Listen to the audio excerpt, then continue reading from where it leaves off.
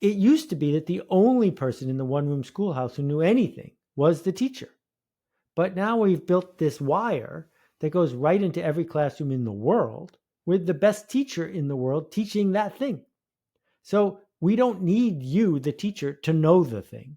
We need you, the teacher, to understand pedagogy, to understand motivation, to understand connection. That's why you're here. Hello, everyone, and welcome to the channel. Welcome to the podcast if you're listening. Today, I have a special guest, Seth Godin.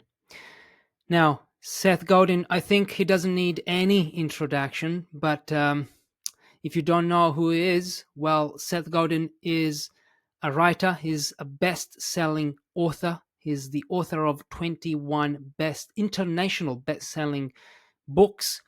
He's a teacher. He's an entrepreneur. He's a marketer. He has revolutionized the way we do marketing, and he's one of my heroes. He is truly, without exaggeration, one of my heroes. He is the author of Stop Stealing Dreams. This, What is School For? This is a free PDF that you can find online. It's been downloaded over 4 million times. Is one of his most downloaded ebooks he's ever written. It's free. The link is in the show notes. And it's a manifesto about education. When I read this, I thought, okay, I'm going to try. I'm going to ask Seth if he wants to have a chat with me. It's unbelievable. He said yes. And today he is here with me. Imagine meeting one of your heroes. How would you feel? This is exactly how I felt during this interview. It felt unreal that I was there with him. You will notice. It was hard for me not to feel nervous, not to feel tense during this interview. But I'm so grateful. So grateful. Now, I hope you will enjoy this conversation. Get ready. It's story time. Seth, how are you? I'm doing just great. Thank you. Fantastic. Nice day here in New York. In New York, 9 a.m. It's 2 p.m. here in Italy. And it's almost unbelievable that we're making this connection. I want to thank you for accepting my invitation. You're one of my favorite writers and thinkers, one of my favorite people around the world, I would say. Wow, thank you. And 2 months ago, I discovered Stop Stealing Dreams, What is School For? I read this manifesto about education, and I thought, okay, many of the ideas in this ebook, which is one of your, maybe the most downloaded ebook you've ever written, I agreed with everything you said there because I'm a fan of Sir Ken Robinson, and I found a lot of similarities there. And I thought, okay, now I need to invite Seth Godin to talk about education because I'm a teacher, you're a teacher, and for the people who are watching and listening, can you tell us what that ebook is? Because I discovered that 2 months ago, and I'm sure that many people still don't know about that. So I'd like to start the conversation by asking you, who is that? What's that ebook for, and who is it for? Well, grazie, Fabio, for having me, and it's good to see you. Sir Ken was a friend, and I miss him. The impetus for the Stop Stealing Dreams manifesto was I got invited to give a TEDx talk. I've only given it one time. You can find it at stopstealingdreams.com. And in the talk, I asked a very simple question, which is, what is school for? And the astonishing thing is, people don't know the answer. There are multiple answers. There's blind stares. Students have a different answer than parents. Parents have a different answer than other parents, and a different answer than teachers. We're spending trillions of dollars and enormous amounts of time to build something, and we don't even know what it is for. And if we can't ask the question, we're never going to get close to the answer. And my answer isn't necessarily the right answer, but I wanted to go first. So I've written an 80,000 word manifesto. It's free and it's been downloaded 4 million times so far. The idea is I argue that there's a history of school and we know what it used to be for. What it used to be for, the reason that governments pay so much money for public school is to create compliant factory workers. That there was a real shortage of labor in the early 1900s, people who were willing to go into a dark, dangerous room and work in the factory, do what they were told, sit there for 12 hours and go home. If factory owners could create more workers, they could pay them less because there'd be more supply. So we organize school like a factory. We organize school to teach kids to be compliant, to meet specification, to ask how to get an A, to fit in, to do what they're told. But that's not how we create value anymore. So I'm sorry. Go ahead. What's up? No. So, in your opinion, you say that school should be for two things: teaching how to solve an interesting problem, and teach people, kids, teenagers, adults, how to lead.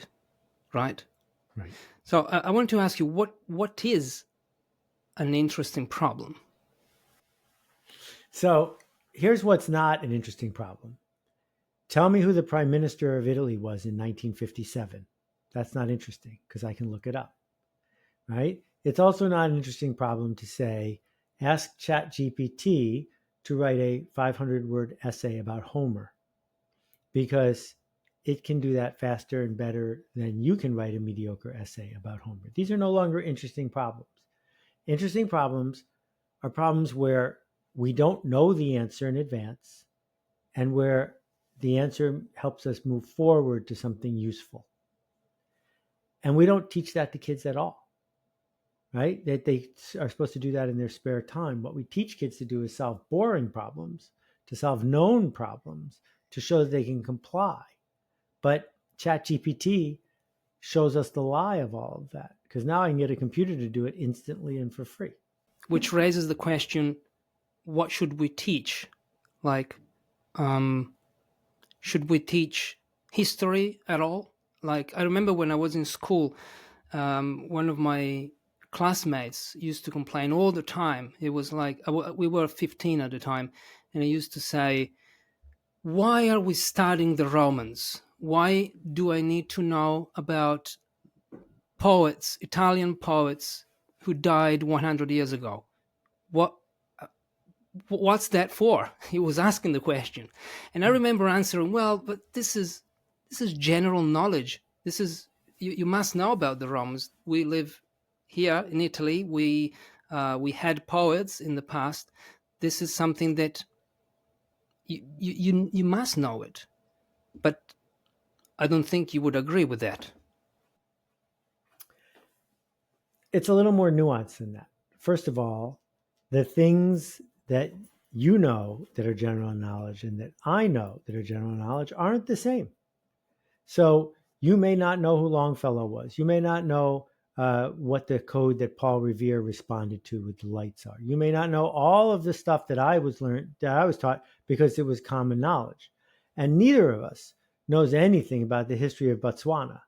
So it's A, provincial, and B, based on decisions that were made a long time ago. For example, in American schools, we teach biology before we teach chemistry, and we teach chemistry before we teach physics. This makes absolutely no sense from a pedagogical point of view because you need physics to understand chemistry and you need chemistry to understand biology. We do it in the wrong order. The reason we do it in the wrong order is because we invented biology first, and that 700 years ago, all there was biology. So the history of how we came to learn things should not affect how we come to teach things, but it does. So back to what is school for? I would like to teach somebody to make a cogent argument. I would like them to find something that lights them up and persuade someone else that they have a good idea. Well, in order to do that, studying the history of democracy might be helpful to their argument.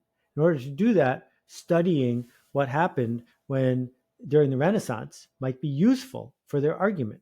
Their argument is an interesting problem. Their argument is a form of leadership. So we begin by saying, okay, find something that you really care about, baseball or cricket or Formula One racing. Okay, now explain to me why this driver is going to beat that driver in Formula One racing. Now you need to start understanding things about internal combustion engines. Now you need to understand something about the history of gladiators and chariots, right? And all of a sudden, we're back to the Colosseum. And now you have a really good reason to be able to dissect what the Romans were up to, because there's a direct line from the Colosseum to Formula One racing. And you can turn that whole thing into a passionate conversation that will light you up and teach me something. So yeah, the information's all there. You can all look it up on Wikipedia. I need to give you a reason to want to do that, not just because there's a test. And how do we give people a reason to learn things? How do we motivate people to learn? So humans are primarily motivated by a need for food and a need for safety. Once we have those two things, once fear is subsided, the things that motivate us are affiliation and status. Affiliation is who are you in with? Which group are you part of? Who's to your left? Who's to your right? Are you wearing the right clothes? You're wearing the white headphones or the black headphones? Are you part of which group? And status is who's moving up, who has a firmer handshake, who gets the better seat at the table, who is respected. This applies to 6-year-olds, right? And so what we do to a 6-year-old is we say, you better get a good grade or your parents will see their status go down. What we say to 6-year-olds is, all the other kids are wearing jeans. Why are you wearing a skirt? That we play status and affiliation games all the time. Well, we can offer status and affiliation to kids by showing them a path that helps them get to where they want to go. The mistake we make is the false proxy of test results, the false proxy of did you go to a famous school? These aren't useful for our future.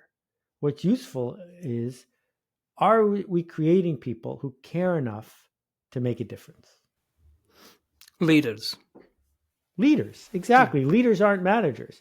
Leaders are people who work to solve interesting problems, not tell people what to do. And one of the things that I really love about the way you communicate is the stories that you tell. You always answer questions. Most times you answer questions by telling a story.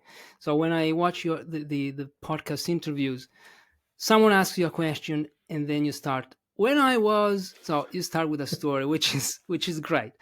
And in one podcast, you told a story about the drinking bird. Mm-hmm. You were there with 5 kids, I think, and yes. The drinking bird. Would you mind tell me this story live here, because it's one of my favorite. And what does that story teach us?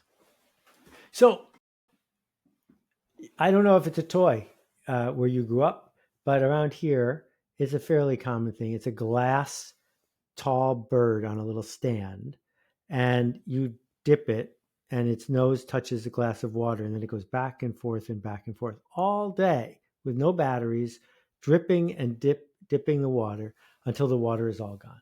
So I set up the bird, and I say to these kids who have all, A grades, B grades, very good students, I say to them, how does it work? And they look at it going back and forth. It clearly works. I said, how does it work? What is the mechanism? And one of them takes out her paper and pencil and says, I don't know, Seth, tell us. And she's ready to write down the answer because it might be on the test. And I said, no. I know how it works, and telling you how it works will achieve nothing. You can just go to Wikipedia and type in, how does it work? That's not the question. The question is, how would you figure it out? What questions do you need to ask me about materials, about physics, about anything, so that you can figure out how the bird works.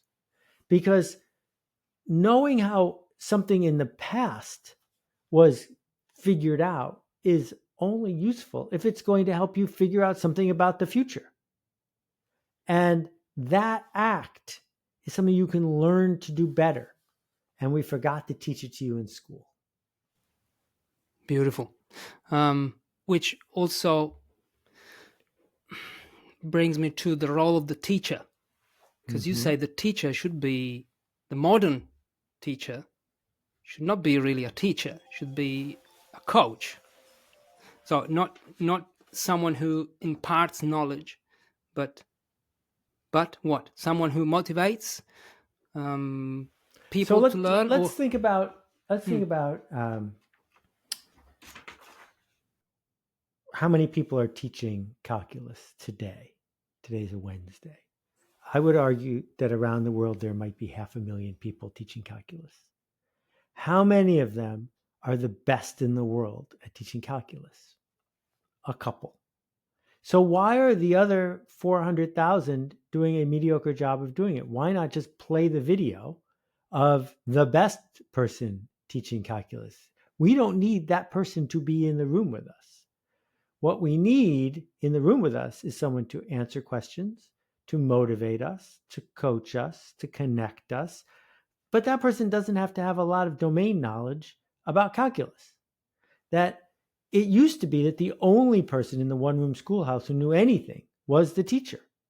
But now we've built this wire that goes right into every classroom in the world with the best teacher in the world teaching that thing. So we don't need you, the teacher, to know the thing. We need you, the teacher, to understand pedagogy, to understand motivation, to understand connection. That's why you're here.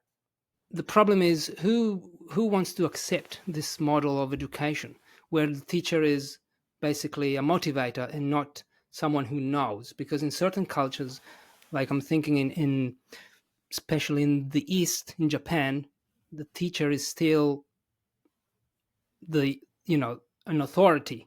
I had a group of Japanese students when I was in New Zealand, 15 of them, and I couldn't get them to talk because they were all there to waiting for me to say something, to teach, to use the board. But as soon as I said, okay, now try to have a conversation, no, impossible. So this is a big cultural change. Here's the 3-word answer, which is to create the conditions. That everybody who knows how to walk learned how to walk without someone teaching them, quote, step by step, how to walk. The people in their home created the conditions for them to learn to walk. They are autodidacts. All of us ultimately are autodidacts, self-taught. That we toddle. We learn to walk by walking poorly, and then we walk better. And every single person who grew up speaking Italian learned Italian without being taught Italian. And they first spoke Italian poorly, and then they learned to speak it well because the conditions were created to learn Italian. Your job as a teacher of English as a second language is not to teach somebody the hierarchy of adjectives in English and why we say big red boat, not red big boat, right? I didn't even know there was a hierarchy, but apparently there is. What we need to teach them is how to create the conditions so that big red boat will sound right and red big boat will sound wrong. But we can't tell them that because there's too many rules. And the same thing is true around the world for almost everything we learn. We don't learn things in a classroom from someone who knows the answer. We teach ourselves things by being in a situation where we can become an autodidact. What about course books and textbooks then? Because I saw in your TED talk, you said something like, if you want to teach someone how to get passionate about American history, why would you give them this? And you show a textbook. So what's your problem with textbooks? I have many problems with textbooks, but so the thing is, pedagogy is vitally important. Pedagogy is the art and the strategy of teaching something. Learn this before you learn that. Understand this foundational principle before you start trying to understand that foundational principle. I call myself a teacher not because I work in a public school. I call myself a teacher because I am good at pedagogy. I think about pedagogy all the time. A good textbook embodies a form of pedagogy in a way that helps teachers help students navigate through it. However, if we're talking about creating the conditions for learning, there are almost no good textbooks because they completely leave behind the idea of enrolling students on this journey. They don't have a useful narrative.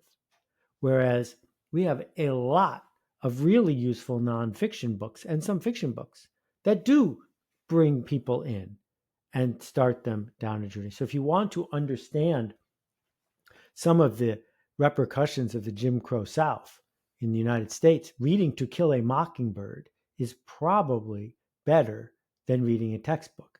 If you want to understand some of the dynamics that led to the persistence of slavery in the 17 and 1800s in my country, read a book called The Peculiar Institution. It is scholarly, but it is not a textbook. And textbooks are there to amplify the work of teachers. But I don't know anybody who ever once learned something just by picking up a textbook. and also the textbook in general. I mean, I've experienced this.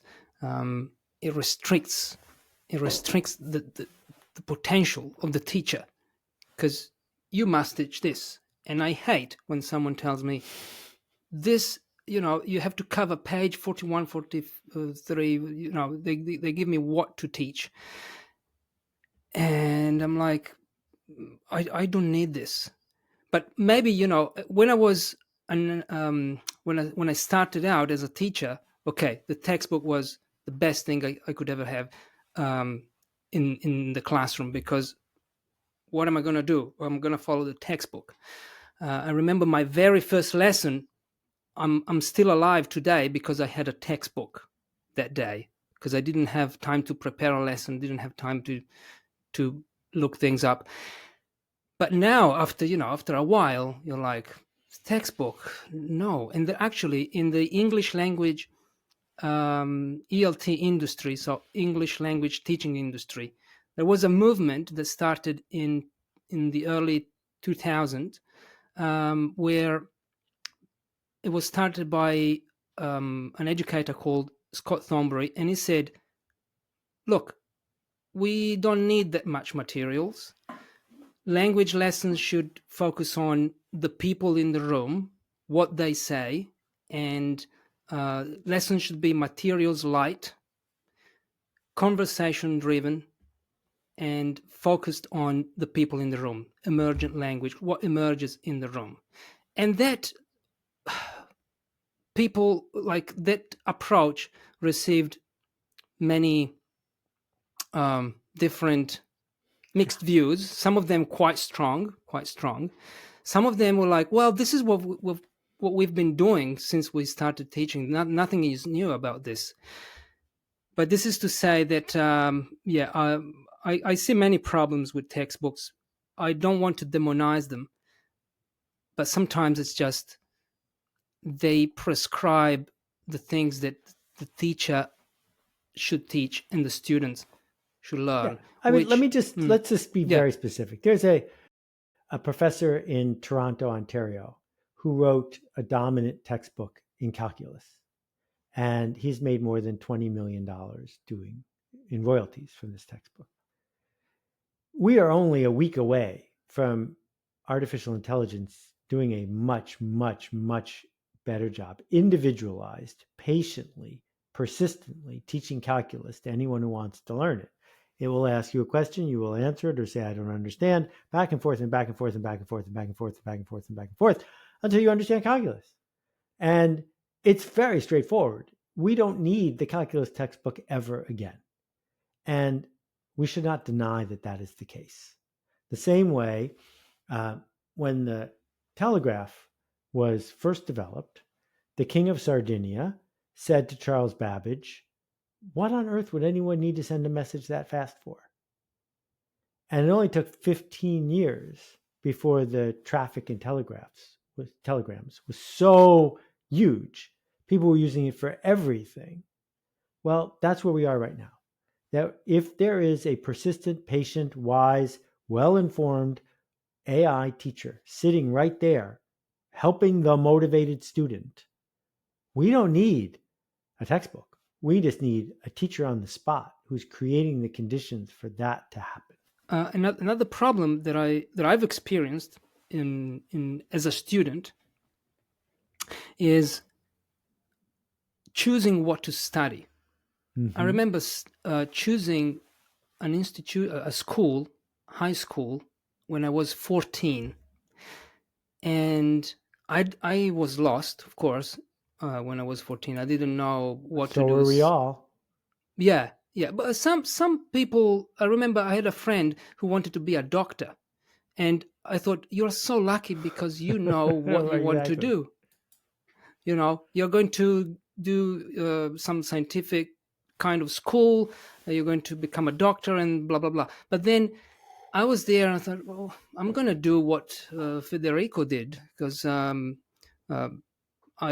he's my friend and I'm going to choose that school because he's going to be there. So in a way, this is unfair, because why should I choose what to do with my life when I'm 14? Why do I have to make that choice that early?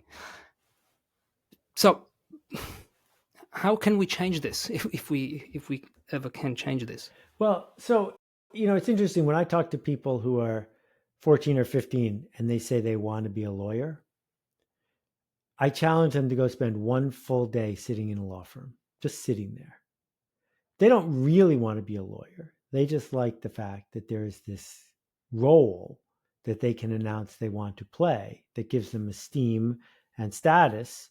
And if they wanted to start doing the kinds of things lawyers do, they could start making they could go join the forensics team, but they haven't done that. So what I discovered in high school and college is that I didn't know exactly what I wanted to do. I knew that the future was going to invent things for me to do that hadn't been invented yet. So I needed tools. And I think we are failing our students because we haven't built the tool set into the core of the curriculum. We've built vocation into the core of the curriculum. And that vocation is largely out of date. It doesn't make sense to teach kids how to do accounting, because by the time they're done, we're not going to need them to do what you just taught them to do. What we need to teach kids is a tool set of soft skills, real skills, of perseverance and empathy and leadership and connection and honesty and solving these interesting problems no matter where they come from, being able to deal with humans, look them in the eye, and help them get to where they want to go. We can teach all of those things. I know it. I've done it. And instead we say, take out your notebooks. We're going to go over the specifics of this case. Why are we doing that? Well, traditions, because this is what we can come back to the question, what's school for? Because we've been doing this for so long that if we don't question it, I have an example here, not related to education. You and I are vegetarian. I think you're still vegetarian, right? Yeah, I'm not a vegan, but I am a vegetarian. Yeah. Vegetarian, okay. Okay, I'm vegan. I became vegetarian 12 years ago, and I used to eat meat every single day. I love meat. Until one day I questioned that habit, and I thought, okay, what's this? What's this piece of meat that I've got here on my plate? Where does it come from? How is it produced? I went on, I think it was YouTube, did some research.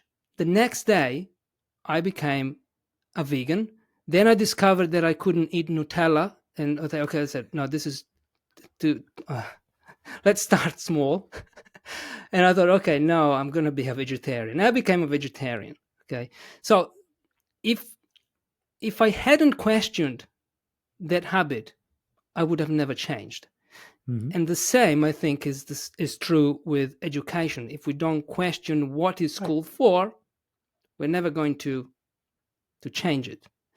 So I guess we send kids to school, we teach, we create courses, teacher training courses, maybe because we've been doing it for so long that it's become normal. But I'm glad you brought up the word normal, because you may recall from my manifesto, what's the Italian word for normal? normale.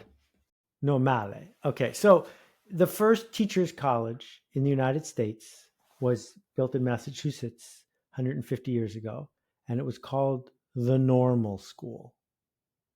Why was it called the Normal School? And the answer is because your job is to teach kids to be normal. Your job is to sand off the edges and help people get to the middle. And the entire culture of teacher colleges is about extinguishing innovation and extinguishing individualism to push teachers and kids toward normal. And what I would ask people is, in a changing world, is normal what we need? Or do we need innovation and resilience? So we're teaching kids to conform. Yeah. I said that I was lost at 14, but then I got lost again in my 20s because I didn't know what to do after school. Because all they taught me was to conform and facts. That's Yeah. what they taught me. So Right. then they release you into the world and they're like, okay, now choose what to do with your life. So what would you say to those people who feel lost, like those young people, but there might be other more older people that don't know what path to choose? What would you say to them? How can they discover what they are good at or passionate about? Okay, so I'm not a big fan of passion. I don't think it makes sense to go look for what you're passionate about, because it's easier to just be passionate about what you're doing. Just decide that you are doing something that 300 years ago was reserved for the richest 5 people on the planet. That we have a safer, cushier, kinder, softer life than anyone could have imagined just a couple centuries ago. That in the 1800s, there were plenty of people in Italy who were starving to death. So you have this wonderful thing you get to do. And if you choose to be passionate about it, you can. But it also turns out that if you're passionate about it, you will get to do something even better soon, because passionate people are in short supply. But what to do if you're feeling lost is to lead, is to connect, is to go find 3 other people who are even more lost than you and connect them to each other. Lead them, start something. It doesn't have to be something that changes the world. It can be something that changes your block, your community, right? That we have this agency, this freedom of interaction that we waste waiting for instructions. And so the lesson is, you don't need a badge, you don't need a certificate to be able to make a difference for somebody. And it's not about commerce, but it can be about commerce. So in Milan, there is a multi-billion dollar company called Luxottica.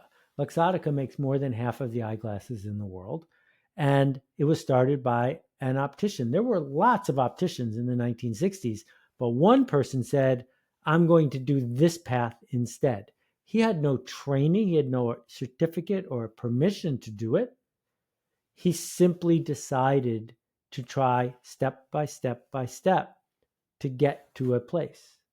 And this blueprint, the strategy, doesn't have to be right. It simply has to let us begin. Would you say that it was easier before to start something? No, it has never, ever been easier than right now. I remember starting my first projects a long time ago. The tools that you can get for free today are just off the charts. You don't have to even you go to the library. There's a computer they will let you use. That computer will connect you to billions of people around the earth. There are software tools you can do. You can build a website. You can have interactions. You can use AI. All of this multi-trillion dollars of technology, all yours for free.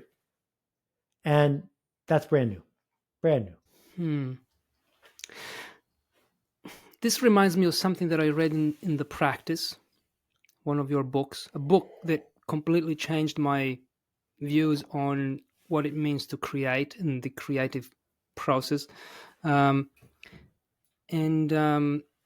say that you need constraints or constrictions, like you need something that constrains your freedom, otherwise you can't create.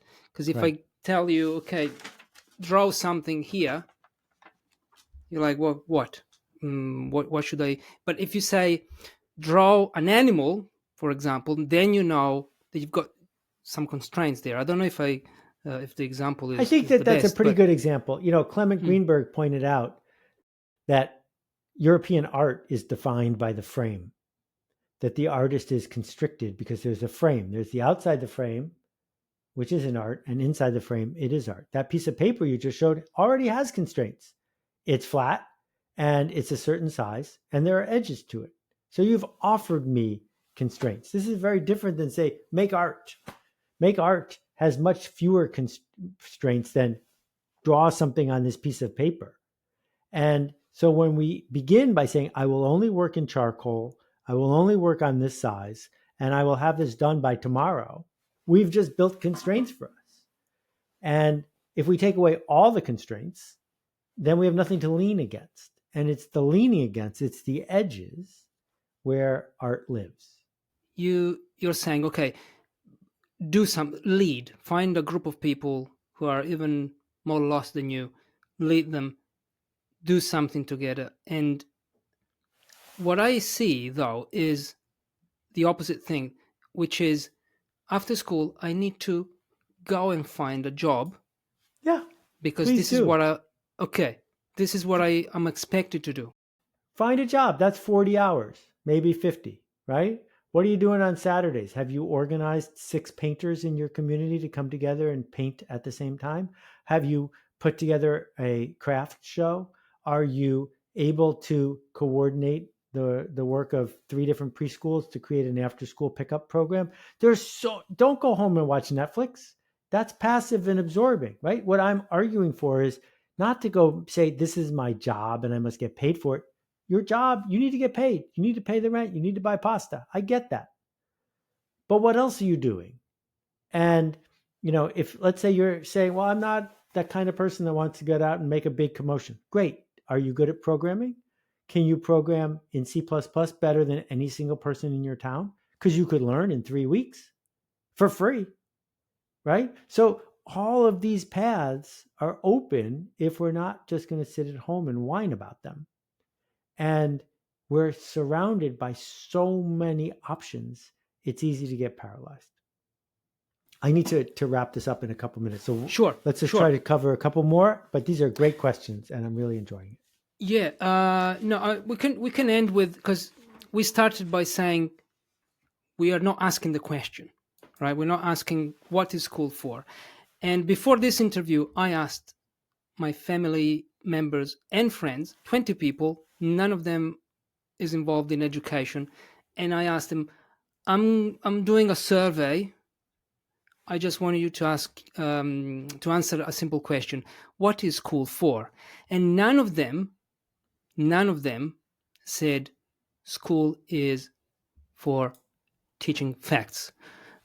The answers were discovering personal interests, socializing, developing critical thinking, teaching life skills. I made a list here.